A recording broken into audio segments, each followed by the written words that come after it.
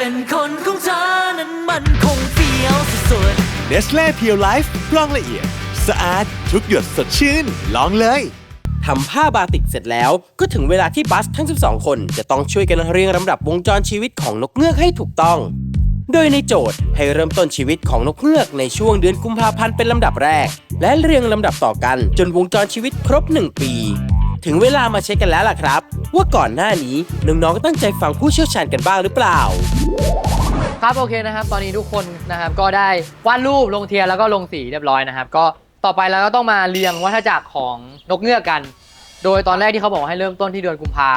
ฝั่งนู้น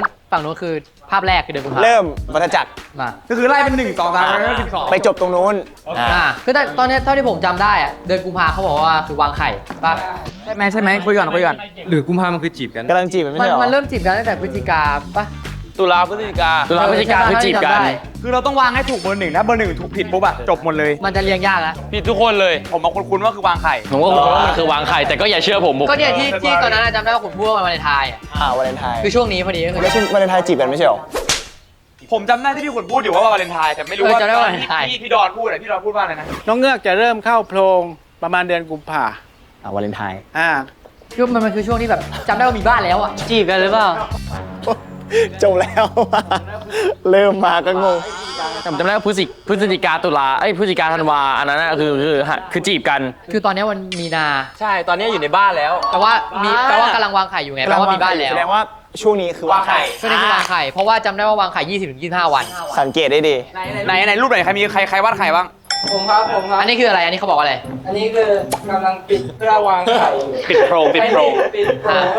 เพื่อวางไข่มีใครวาดรูปไข่ไหมเคียงกับวางไข่มีใครใกล้เคียงวางไข่อีกไหมไม่มีงั้นจินบุกคือ1นะงั้นลองเรียนจินมาลองกินก่อนไปลองดูเราต้องเลิกสักที่หนึ่งสมมติจิ้มไปอย่ามาแล้วทำไมถึงวางไข่ก่อนจีบกันลองเรียนไปก่อนเดี๋ยวสลับอีกรอบได้ก็เริ่มต้นแต่ตอนเกิดไงคือถ้าจีบกันอยู่ตอนแรกผมก็จีบกันจริงนะแต่อันนี้คือเดือนอะไรเมื่อกี้ที่พูดกุมภาคือต้นนะใช่February แบบยาก็ถูกแล้วก็จีบกันหลังๆแล้วก็ตรงนี้กำลังจะมีลูกพอดีวางไข่แล้วก็ต้องลูกออกมาไหมฟักไข่เหรอฟักไข่มีไหมปิดบ้านเพื่อกำลังจะวางไข่ของจริงคือกำลังจะวางไข่ใช่ไหมกำลังจะวางต่อจากนั้นมันคือให้ลูกฝึกบินในยังต้องมีใครฟักไข่วะฟักไข่ก่อนดิฟักไข่ว่าในโจทย์ตอนนั้นมันเหมือนมันไม่มีฟักไข่ปะของอะไรน่ะคุณอยู่ลูกของเราในโพรงที่กว้างมีพื้นที่ให้นกฝึกบินแต่ในนี้ทุกคนคือลูกโตหมดแล้วถ้าไม่มีฟักไข่อารันก็ไปก่อนผมมีฟักไข่ด้วยนะก็คือของจินอาจจะรวมเลยปะรวมว่าฟักแล้วอะไรบ้างเอางี้มีใครมีลูกนกบ้างอลันถ้ามีพี่อลันคนเดียวก็จบเลยพี่อลันไปต่อเป็นจินวุกแล้วก็อลันต่ออลันย้ายมาต่อจินวุกแต่ดูแล้วยังสงสัยในลำดับนี้อยู่เดี๋ยวนะคือจินวุกคือฟักไข่เหรอเรารู้สึกมันควรจะมีอะไรก่อนเราแต่ถ้าไม่มีก็ไปก่อนไม่มีเพราะไม่มีใครมีไปเรื่อยๆแล้วค่อยเดี๋ยวระหว่างทางมาสลับได้พี่มาร์คมันควรจะมีลูกก่อนป่ะ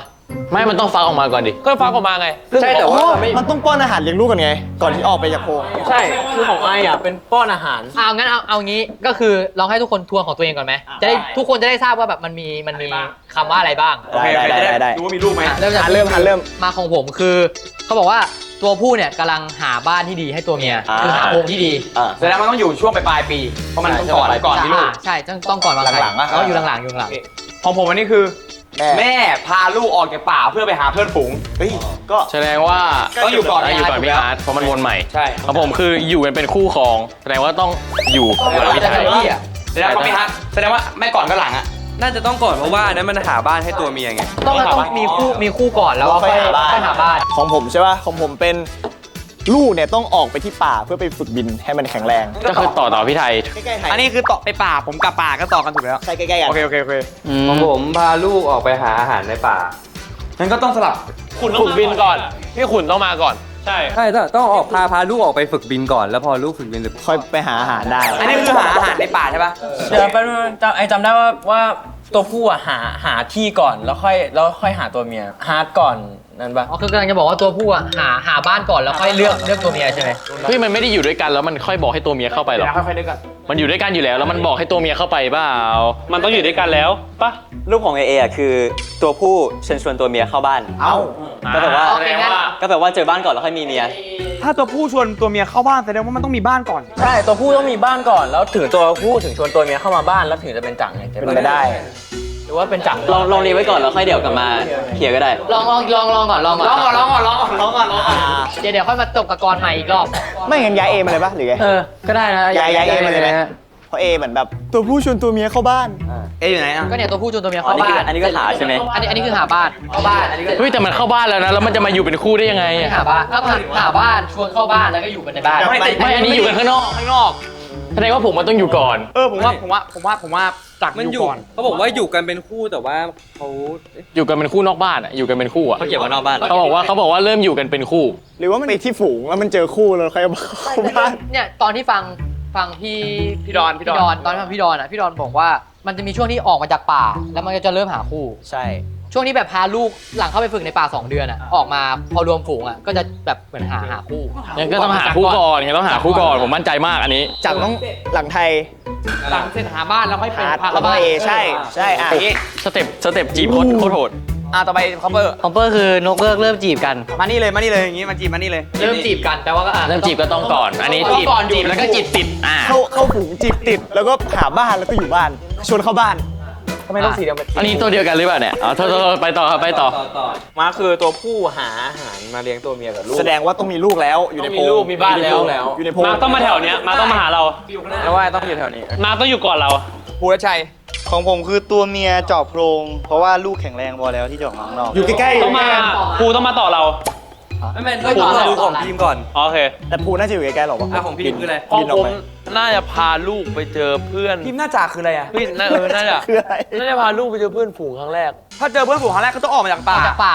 มาดู แม่บินได้แล้ว แป๊บเดียว เอาชัวร์ เจอเพื่อนฝูงครั้งแรกพิมพ์มาตอบพี่ ออกจากป่า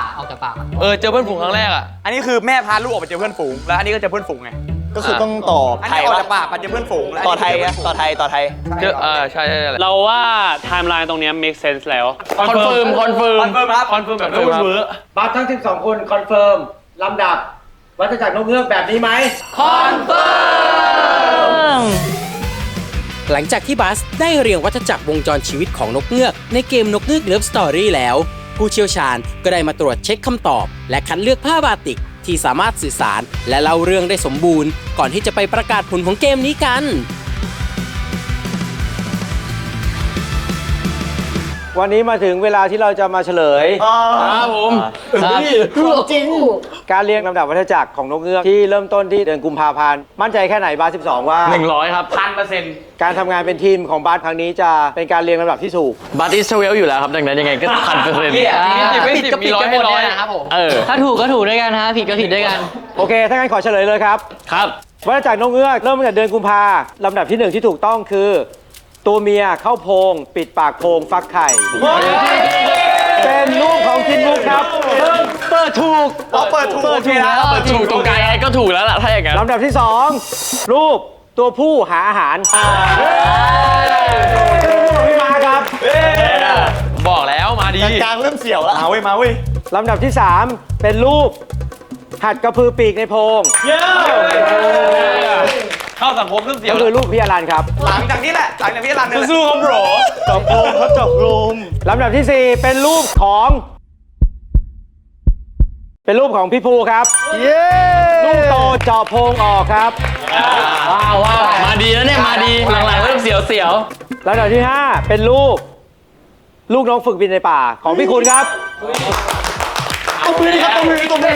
อันนี้6แรกรอดแล้วตอนนี้6แรกรอด พิมพ์ติดแล้วหิวแล้วต้องหาอาหาร ผ่านมาแล้วเกือบครึ่งทาง ตอนนี้ทุกคนได้คะแนน 30 คะแนนเรียงกันมาเรื่อยๆ ไปดูกันต่อเลย ว่าจะมีใครเป็นคนแรกที่ไม่ได้คะแนนหรือเปล่า เริ่มจะหัวเลี้ยวหัวต่อ โอเค ลำดับต่อไปคือลำดับที่ 6 นะครับ เป็นรูปนกเงือกสอนลูกหาอาหารในป่า ถูกครึ่งแล้วถูกครึ่ง เอาแล้วทีม ถูก สุด ครึ่ง ท้าย แล้วถูกครึ่ง ลำดับที่ 7 เป็นนกเงือกพาลูกออกจากป่าไปเข้าฝูง เข้าสังคมก่อน ลำดับที่ 8 เป็น นกเงือกเจอเพื่อนตัวใหม่ เจอเพื่อนเจอปุ๊บก็ต้องจีบกันไง ลำดับที่ เจอปุ๊บยังไงฮะ ไปมีแฟน เจอปุ๊บปิ๊งปั๊บ 9 นกเงือก เริ่มจีบกันครับถูกต้องครับ แน่นอนฮะ จบแล้วจบ ลำดับที่ ตรงนี้เริ่มกลัวแล้ว 10 นกเงือก เริ่มครบและจับคู่ครับ จบแล้วครับสองคนนี้แล้ว ลำดับที่ 11 ครับ เรือนสองเรือนสองเรือนสองเรือนสอง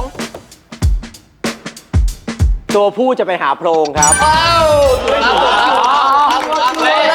และลำดับที่ 2 ครับ เป็นรูปของ AA ครับ ตัวผู้พาตัวเมียมาดูโพรง เย้ ตัวครับบัสอีสเวล เด็กฉลาดชาติเจริญนะ ยินดีด้วยครับบัสทั้ง 12 คนเรียงลำดับวัฏจักรวงจรชีวิตของนกเงือกได้ถูกต้องทั้งหมด พี่ดอนสอนเรามาดีมาก เพราะฉะนั้นเกมนี้ทุกคนจะได้คะแนนไปเลย คนละ 30 คะแนนทุกคนครับ เก่งมากครับบัส แต่เราจะมีคะแนนพิเศษจากคนที่ทำเสร็จเร็วเรียงตามลำดับตามนี้ครับ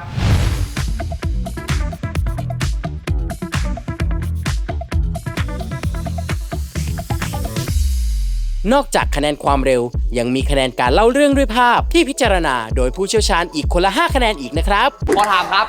สื่อสารนี่ไม่ได้แปลว่าสวยงามใช่ไหมครับ จริงๆแล้วรวมทุกอย่างหมายถึงเป็นเรื่องความสวยบวกกับการเล่าเรื่องการสื่อสารด้วย ก็คือมีความสวยด้วยแยะ เมื่อกี้ผมมีลุ้นอยู่นะ เริ่มไม่อยากรู้ แล้วก็อันนี้ไม่ใช่ 3 อันดับเป็น 3 รูปที่สื่อสารดีที่สุด เล่ากัน ดีที่สุ ไม่มีอันดับผมว่าผมสื่อสารนี่นะ คนแรก พี่มาร์คครับ พี่มาร์คครับ นี่ครับ โชว์รูปหน่อยครับมาร์คนี่ครับ ผลไม้คือโชว์เลยนะครับ ดูครับ แล้วลูก มีลูกอุ้ยลูกน่ารักมาก ไม่ครับไม่ครับ แล้วก็รูปที่ 2 ก็คือรูป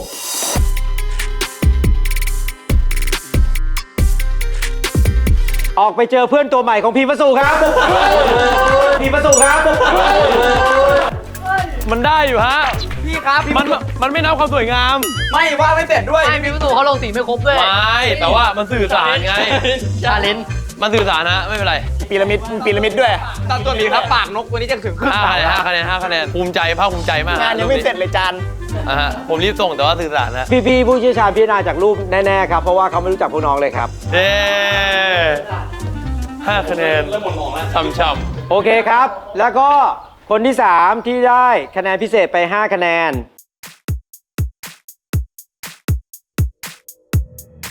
เป็นภาพตัวผู้พาตัวเมียมาดูโพรงเพิ่มสมพันธ์ของ AA ครับของ AA ครับ ไม่สวยแต่ว่ามันในกันอยู่ สวย เรื่องนี้ด้วยอย่างนี้ ตอนนี้นะครับผมเราก็ได้ทำการวาดภาพปลาติดเสร็จแล้ว ซึ่งการวาดของเราเนี่ยจะเรียงลำดับนกจากเดือนกุมภาพันธ์ถึงเดือนมกราคมคือครบ1 ปีวัฏจักรตามที่พี่ดอนพูดมาเลยนะครับผมซึ่งวิธีการทำผ้าปาติกก็ได้ เสร็จสมบูรณ์เรียบร้อยแล้วเดี๋ยววิธีการทำต่อไปเนี่ยเราจะเอาผ้าไปตากแล้วก็ลงอะไร ลงน้ำยา ใช่ครับลงน้ำยาก่อนแล้วก็เอาไปต้มเพื่อจะได้เอาเทียนออกนะครับผมไปดูกันเลยครับ ถึงเวลาของบัสทั้ง12 คนบ้างแล้ว ที่จะต้องหาคู่ กลายเป็นคนของเธอนั้นมันคงเฟี้ยวสุด